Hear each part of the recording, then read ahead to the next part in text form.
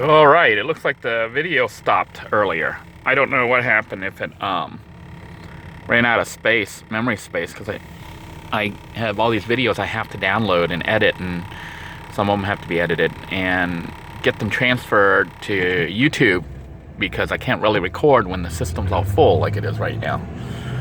But anyhow, I am in process of trying to repair the leaks on White Knuckle, the RV, and that means rebuilding some of the wall panels.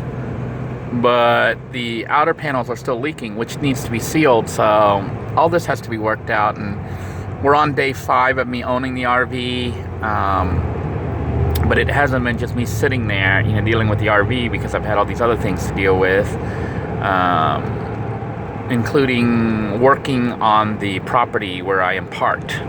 That's part of the agreement, is for me to park my RV there, and I will give them the equivalent of 1 day a week.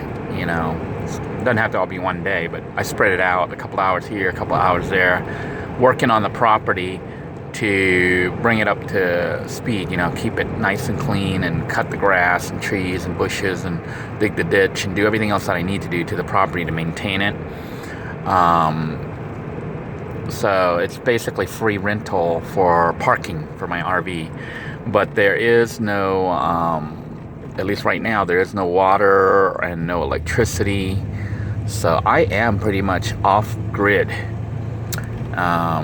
Going to be trying to work out systems where I can catch rainwater, but looking at the Lovebugs, that's going to be something to be concerned about. Catching, if you try to catch rainwater and Lovebugs all fall in there, that's pretty nasty. So those are considerations I have to make for the water catchment system, or when you got to easily be able to close it up so you don't have to catch Lovebugs. I don't know. I have to devise a system. Everything's being devised right now on the fly. But the RV, I did manage to check the wiring, and it looks like the reason stuff wasn't coming on initially was the leisure battery, the house battery for the RV, was dead. I guess it was 5 or 6 years old, and it had been sitting for about 3 years not used, so it got discharged, and I was able to charge it all up, and then it still discharged. It didn't hold the charge. So temporarily I was using a little Bluetooth house battery system, but then I saw that the little Bluetooth house battery system is only holding like half a charge. You know, it's not functioning at full level. So last night I took the original RV battery from White Knuckle, and I went to Walmart and I bought, I'm going to try to go to the library here. That way I can try to do some downloads and get things caught up a little bit before I head to the location where the RV is parked. But I think I can cut through here. I have no clue where I'm going, by the way. Just kind of making things up. I think this is the way over, but I could be wrong. Anyhow, I traded out, it had a 145 amp hour leisure battery, you know, deep cycle battery, interstate. I ended up trading that out for Walmart's RV battery, which is only 135 amp hour, but it was only $69. I was like, dang, that's a pretty good price. 135 amp hour for $69, plus you get the trade in for the core charge. So that knocked the price down, I think, a little bit. I think I got like $12. I'm trying to see if this is where you go. I think that's the library right there. So I think I took the right turn, but I'm just a little messed up here. I'm somewhat familiar with the area, but not super familiar with the roads around here. So you see me kind of guessing where everything is and where I'm supposed to go.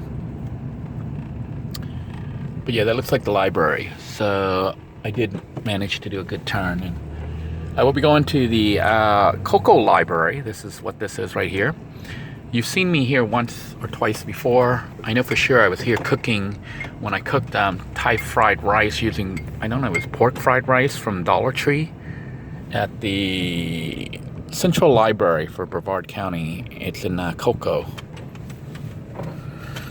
It's a fairly large library. It might even, I don't know if it's multiple stories or not. But I'm hoping to come sit here and upload the missing YouTube videos, tag everything, try to get everything organized and up to date. And I guess I'll park out here somewhere. I don't know where I'm gonna park. Could park here in the shade, or I'll just come over to this side here. Yeah, I think I'll go to this side, far away from everybody. But that is the Banana River right there. It is a beautiful area, and I'm just coming here basically so I can access the Wi-Fi, try to get the videos somewhat caught up on the uploading, because right now camera is full and I am severely behind on YouTube. But the new job, I forgot to talk about that. The new job is basically a temporary position for now. It is part-time. I'm only working 4 to 5 hours a day. So, you know, that's what they have me officially scheduled. They're trying to keep me for only 4 hours, maybe 5 hours a day, which doesn't seem like a lot, and indeed it isn't.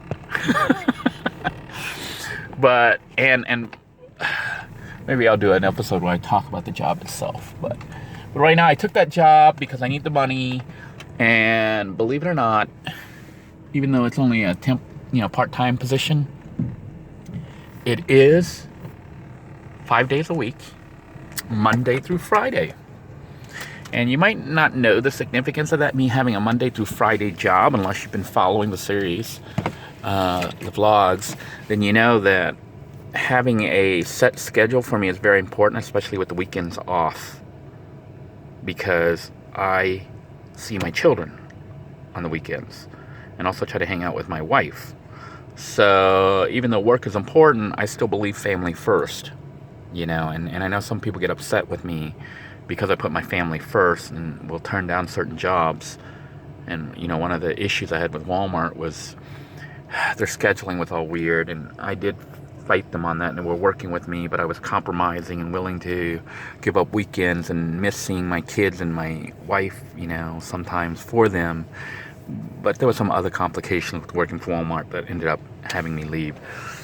But this job right here, I'll just briefly tell you, maybe I will tell you because I can't talk too much about it, but I am basically working as a custodian. Custodian, janitorial type stuff, cleaning up.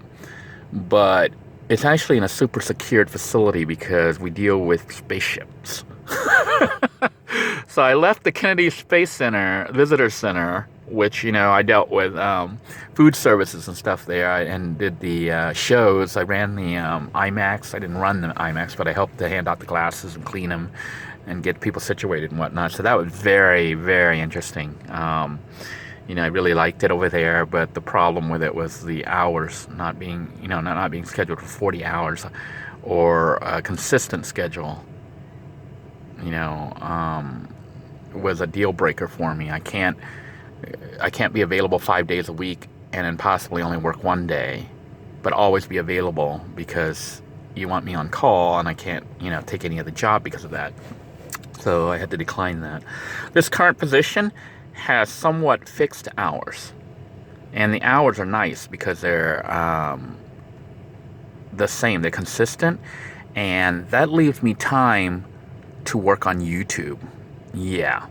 So after I work the job at this new location, which, you know, I won't get into too much detail other than that I do cleaning there, but it is a space technology facility where they do, they basically prep things for going into outer space. You know, they make things, they clean things, they deal with outer space cargo, outer space things. So, very interesting job. But my job there, I'm not one of the preppers or anything. I'm the cleaner. I clean the break room, I clean the bathrooms, I mop, you know, all that stuff that is just manual labor. And it's okay. They pay decent. They actually pay more than, well, they're paying Spherian rates. So they're not paying, right now, I'm getting Spherian rates on it. So I'm getting a little bit more than Kennedy Space Center Visitor Center. But I'm only working about 20 to 30 hours a week, roughly. 20, 25, 30 hours, maybe. But I will have time to actually work on YouTube. when I leave there. And there's another commitment. As you recall, I'm supposed to be doing a series with Express Tech Auto, you know, Marcelo's Garage. So I got to get back with them and try to work out where I drive there after I work here at least one day a week to try to film for Marcelo's Garage, because I intend to launch that channel if Marcelo and them are still wanting to do that. And I will, you know, work with them and help them produce the channel and film the content and get things going for them. So that still remains to be done. And of course, I now have another job where I have to work on the land where I have the RV parked. So that's going to keep me really busy. And of course, YouTube and fixing my RV. So a big plate full of stuff. Anyhow, we are here at the Catherine Schweigen